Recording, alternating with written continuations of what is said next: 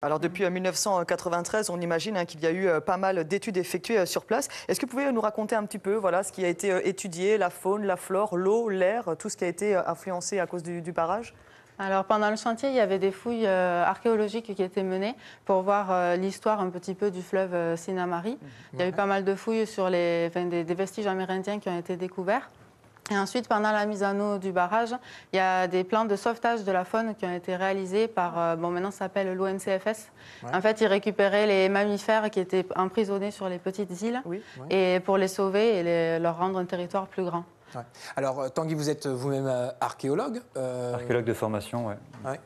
Qu'est-ce que vous avez trouvé de ce côté, là-bas? Des vestiges, des temples mayas, aztèques? Moi, personnellement, quand le barrage a été créé, j'étais pas né.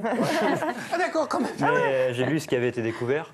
Donc, c'est 310 sites archéologiques qui ont été découverts dans ce qui est aujourd'hui le lac de Petit-Saut. Ouais. Donc, essentiellement des sites précolombiens, donc des Amérindiens, des villages amérindiens, des sites funéraires, des sites à polissoirs. Vous savez, les roches ont police et les haches. Oui. Beaucoup de sites liés à leur paillage et liés à l'histoire coloniale aussi. Donc voilà ce qui a été trouvé principalement.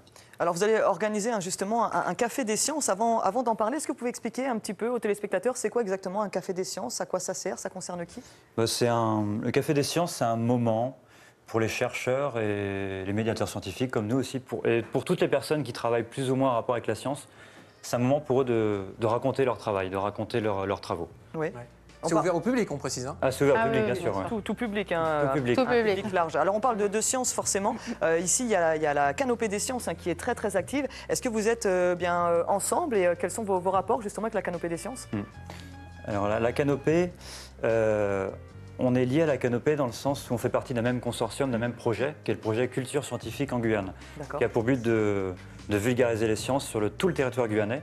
Alors la canopée est plutôt sur un volet itinérant, en remontant les deux fleuves, le Yapok et le Maroni. Et nous, on a un lieu. Nous, on développe un lieu, Petit-Saut. Ouais. Et dans ce projet, il y a deux autres structures aussi, le NUMLab de GDI à Cayenne et le Fab Lab de Saint-Laurent aussi. Ouais, Guyane Développement Innovation. Oui, c'est ça. Ouais, c'est ça. Voilà. Manuela, on a parlé de sauvetage de petits animaux, mais également de nature. Est-ce qu'il n'y a pas Sinnamary, nous arrive de attraper des belles petits plantes pour la santé, dit tout le monde? Ah ben oui, on peut penser tout partout la Guyane. Hein. Nous gagnons toutes nos plantes qui nous pas occuper, qui nous abandonner. Mais là, à chaque fois, nous faisons une bâtine, une barrage qui a poussé pour nous utiliser. Ah d'accord, très bien. Je vous invite à profiter. Alors faire profiter parce que là-bas, quand on est à Petit-Saut, on est un petit peu isolé. Hein, donc un peu, ouais. si la boîte de sauvetage n'est pas complète. Voilà. Manuela, elle va vous expliquer tout ça. Exactement. Dans quelques minutes, vous découvrirez toutes les plantes médicinales qui pourront effectivement vous sauver la vie. Est-ce qu'on peut parler justement de vos projets à venir en général? Oui. Comment? Vas-y, vite. Donc on a des animations avec les scolaires qui viennent travailler en fait en forêt et au niveau de la crique pour observer qu'est-ce qu'on peut trouver dans le sol, qu'est-ce qu'on peut trouver dans l'eau et comprendre comment ça fonctionne une forêt et une crique.